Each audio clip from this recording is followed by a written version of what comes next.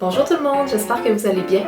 Alors la petite vidéo d'aujourd'hui concerne les gammes. Alors comment pratiquer les gammes de manière efficace? C'est ce qu'on va voir tout de suite. Alors la première chose qu'on veut travailler, c'est le transfert de poids. Comment on fait ça précisément?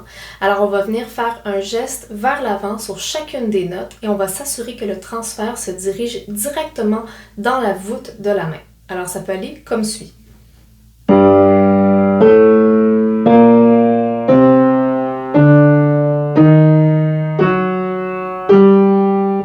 Quand vous travaillez de cette manière-là, assurez-vous que les doigts sont vraiment sur les touches avant de jouer.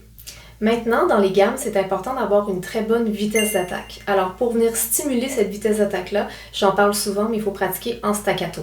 Attention que vos staccato soient exécutés avec une bonne vitesse d'attaque, donc je dirais environ 80 à 90%, comme ceci.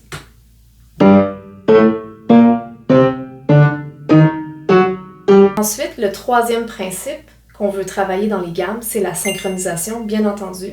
Donc, inutile de vous dire qu'il faut travailler différents rythmes, vous le savez déjà. Mais il y a d'autres façons de travailler la synchronisation, c'est avec les groupements de notes. Donc, par exemple, vous pouvez faire des groupements 1-2, comme ceci.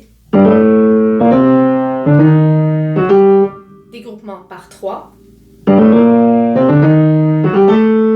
Et des groupements par 4. Etc. jusqu'à temps que vous vous rendiez à 7.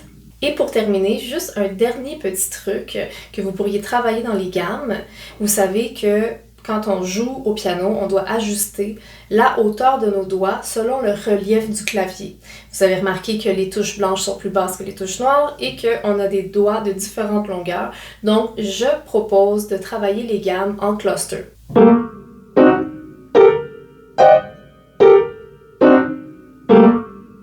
Donc ici, j'ai fait 1, 2, 3, 1, 2, 3, 4, 1, 2, 3, 1, 2, 3, 4, 5. Quand je fais cet exercice, je le fais rapidement et je place mes doigts le plus vite possible.